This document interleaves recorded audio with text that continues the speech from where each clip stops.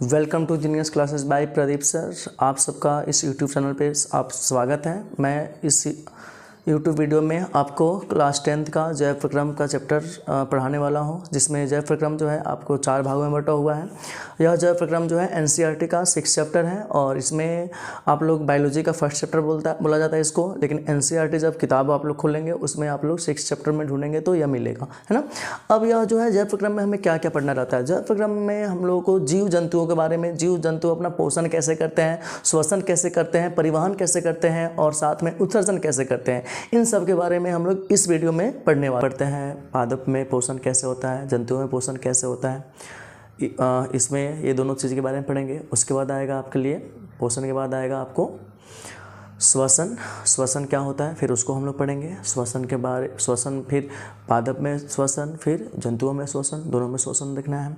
फिर उसके बाद हम लोग को देखना है फिर परिवहन। परिवहन जो है ये जो है परिवहन में यानी परिवहन भी 2 तरीके से है। एक है पादपों में परिवहन और एक है जंतुओं में परिवहन, यानी जैसे कि हमारे शरीर में कोई भी चीज़ एक जगह से दूसरी जगह कैसे जाता है उसको हम लोग पढ़ेंगे परिवहन में। उसके बाद है फिर आपको उत्सर्जन। उत्सर्जन में भी दो टॉपिक है, उसमें भी मानव में उत्सर्जन देखना है और एक बार पादप में उत्सर्जन। तो ये 4 मतलब मेनली 4 भागों में बटा हुआ है, जैसे कि आप लोग पोषण, श्वसन, परिवहन और उत्सर्जन, ये 4 भाग हैं। इस 4 भाग में हम लोग अभी जो देखेंगे वह देखेंगे क्या, पोषण। अब ये पोषण क्या होता है, तो देखिए पोषण से पहले हम लोग जानेंगे पहले जैव प्रक्रम क्या होता है। जैव प्रक्रम क्या होता है कि हमारे दैनिक जीवन में होने वाली वो सभी प्रक्रम जो एक व्यक्ति को या एक जीव को जीवित रहने के लिए आवश्यक प्रक्रम है, वो सब किस में आता है, जैव प्रक्रम में। यानी जैव प्रक्रम में अगर देखा जाए तो मेनली यही अगर देखा जाए मेनली 4 चीज़ सम्मिलित होती है, पोषण, श्वसन, परिवहन और उत्सर्जन। ये 4 चीज़ें जो है हमारे जैव प्रक्रम के लिए बहुत ही महत्वपूर्ण भूमिका निभाती हैं। तो यह वीडियो कई भागों में होने वाला है, ठीक है। तो देखिए जैव प्रक्रम जो है मैंने समझा है जैव प्रक्रम क्या होता है। ये मतलब इसकी परिभाषा जो है मैं PDF डिस्क्रिप्शन में डाल दूंगा, उसको आप लोग वहाँ से देख सकते हैं, ठीक है।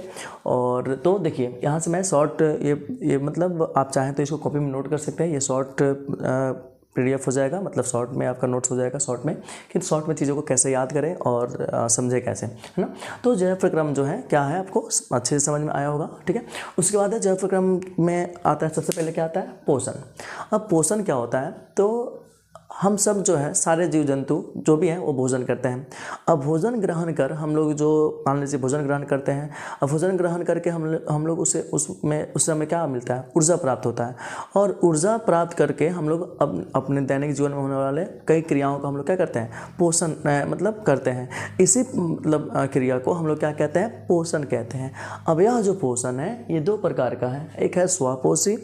अब देखिए पोषण के आधार पे जो जंतु हैं वो 2 भाग में बटे हुए हैं, एक है स्वपोषी जीव और एक है कौन सा, परपोषी, है ना। तो स्वपोषी जीव क्या होता है, वैसे जीव जो अपना भोजन स्वयं बनाते हैं उसे हम लोग क्या कहते हैं, स्वपोषी कहते हैं, है ना। ये मतलब नोट्स में आपको मिलेगा PDF में, मैं शॉर्ट में समझाऊंगा यहाँ से कि स्वपोषी या स्वपोषण एक ही चीज़ है।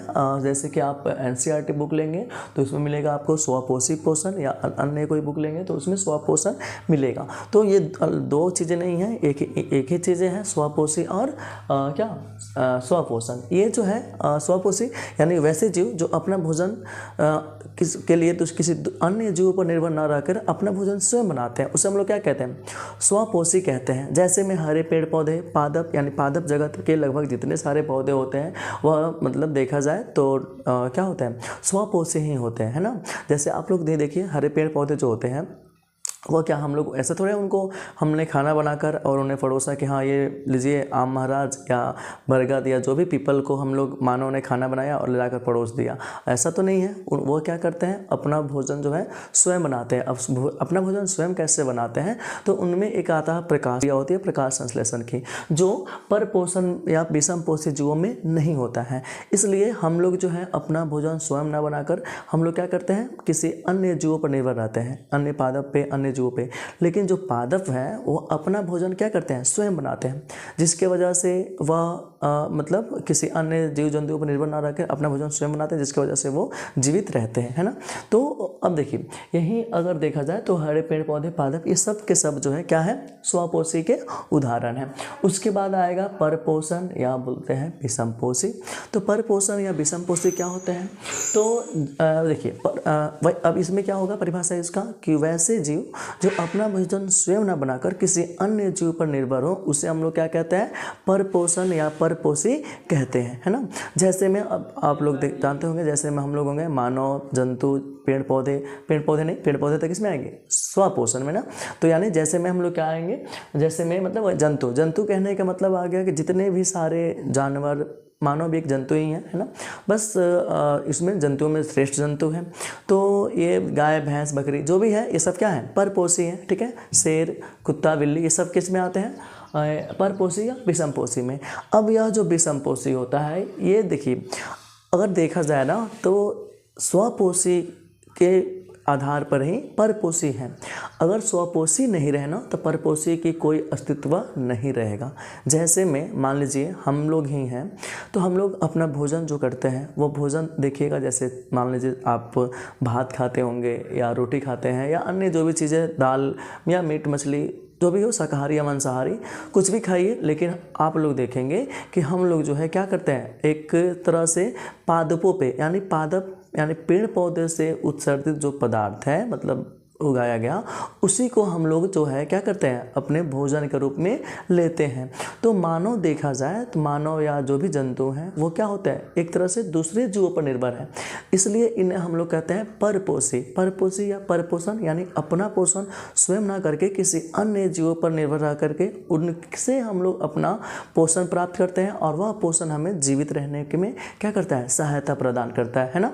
अगर मान लीजिए अगर कोई व्यक्ति है, कोई जंतु है, मेन है उसके जीवन भोजन, अगर भोजन नहीं करे तो उसके सारे के सारे काम मतलब वो अपने जीवन में सभी कामों को नहीं कर सकता है, ठीक है।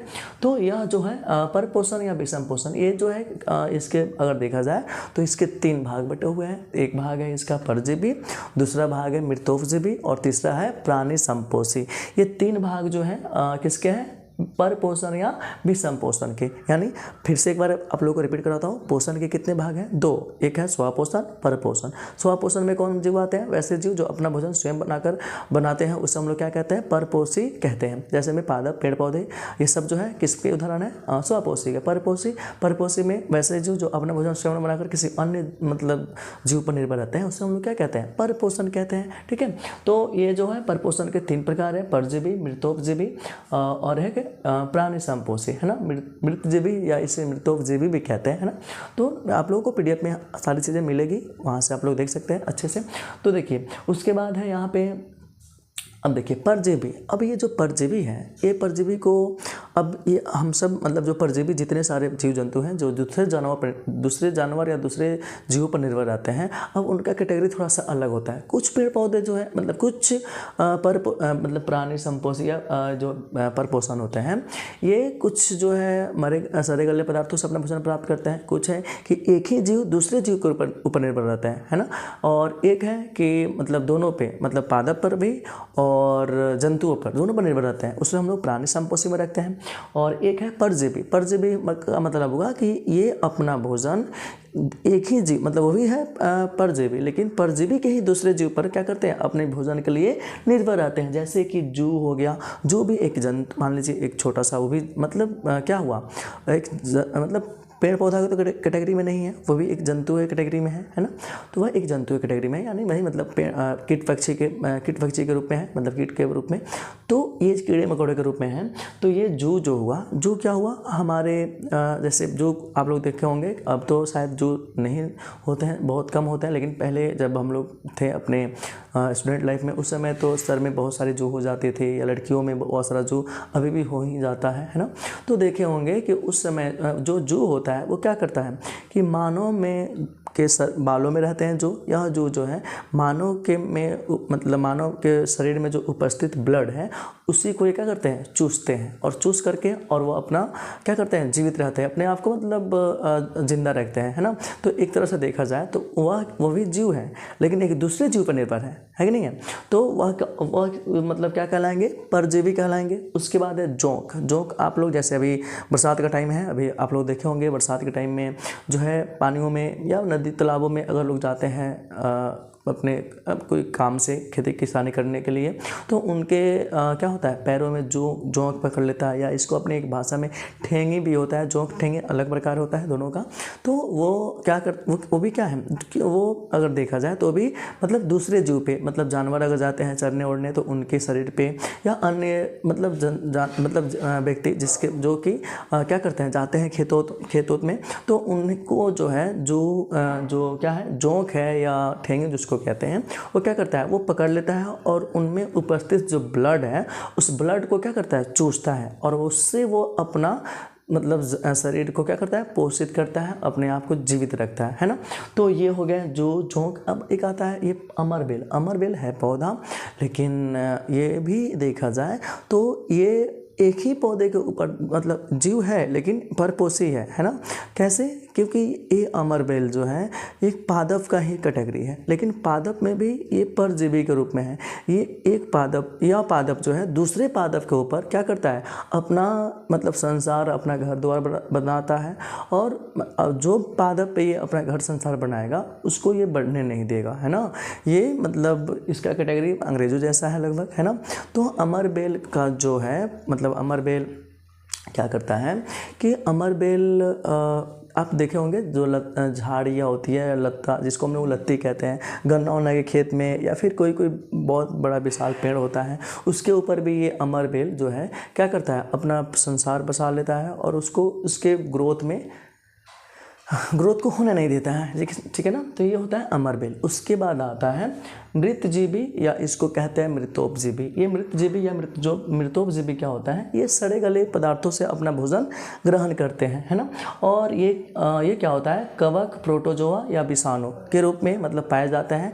जैसे कि मान लीजिए कहीं आपको घाव हुआ, है ना, या फिर कोई जानवर मर जाते हैं, तो इसमें बहुत सारे आ जाएंगे, मक्खी आ जाएगा, है ना, मक्खी भी आ जाएगा मृतोपजीवी में, या और क्या बोलते हैं,